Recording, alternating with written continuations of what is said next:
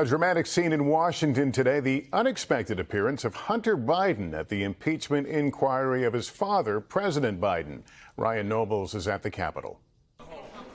Tonight, Hunter Biden facing the threat of being held in contempt of Congress, surprising members of Congress debating his future.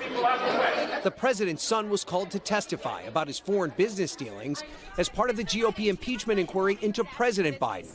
He refused to answer questions behind closed doors, leading the House Oversight and Judiciary Committees to send a resolution to the floor holding him in contempt. Biden's attorney making it clear he was ready to testify in a public hearing. The question there is, what are they afraid of? But congressional Republicans argue Biden is breaking the law by not following the rules of their subpoena, which required a closed-door testimony. Spitting in our face, ignoring a congressional subpoena to be deposed. What are you afraid of? You have no balls. As he left this morning, Hunter said he was prepared to testify publicly today. If they called you to testify today, would you, sir? Yes. House Republicans don't think that's enough. Time's expired. Sending the resolution to the House floor with the promise that the next step will be a referral to the Department of Justice for criminal charges.